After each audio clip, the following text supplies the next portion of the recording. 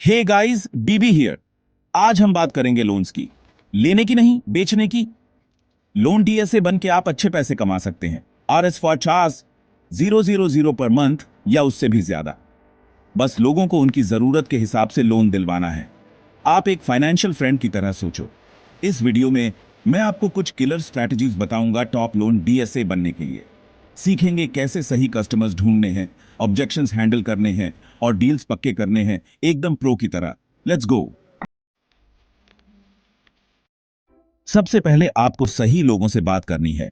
सबको लोन थोड़ी ना चाहिए होता है। ऐसे लोगों को ढूंढो जिनकी स्टेडी इनकम हो, सैलरीड, बिजनेस ओनर्स या स्किल्ड वर्कर्स। उनकी सैलरी स्लिप्स, बिजनेस रिकॉर्ड्स या वर्क एक्सपीरियंस चेक करो। जितनी अच्छी उनकी फाइनेंशियल सिचुएशन, उतना स्मूथ लोन प्रोसेस। याद रखो, आपको लोगों की हेल्प करनी है, उन्हें मुसीबत में नहीं डालना।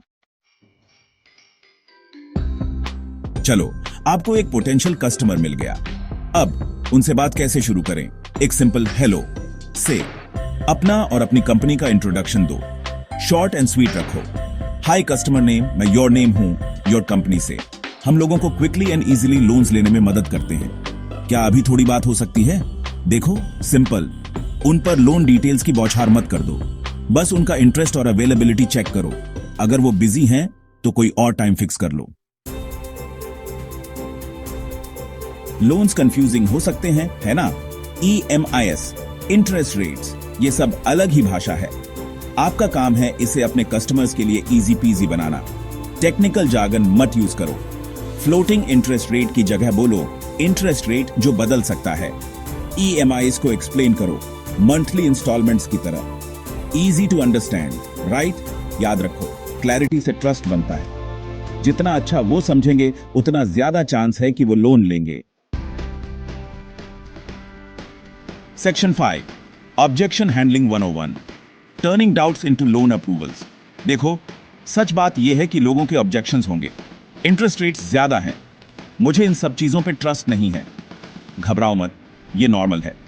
उनकी प्रॉब्लम्स ध्यान से सुनो, बीच में मत बोलो। जब वो बात खत्म कर लें तो हर पॉइंट को कामली एड्रेस करो। बेनिफिट्स बताओ। हाँ, इंटरेस्ट रेट्स इंपॉर्टेंट हैं, लेकिन ये लोन आपको उनकी नीड बताओ में हेल्प कर सकता है।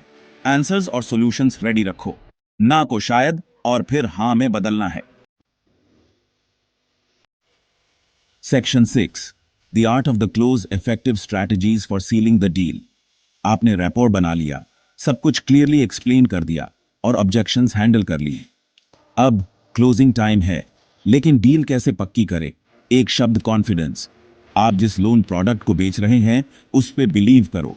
बेनिफिट्स फिर से बताओ। इस लोन से आप अपनी ड्रीम बाइक खरीद सकते हैं, इजी मंथली पेमेंट्स के साथ। सेल मांगने से मत डरो।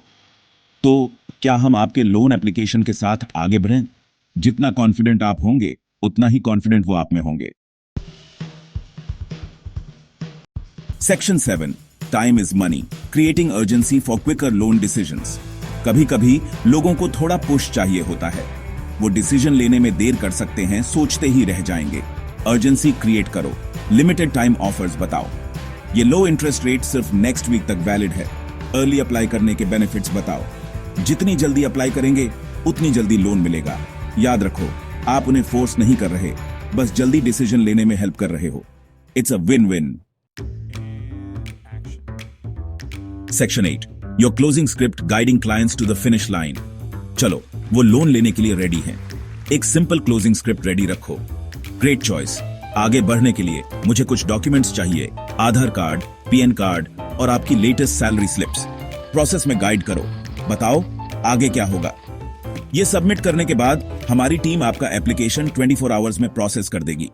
Easy peasy. Section 9, conclusion, your path to success as a loan DSA।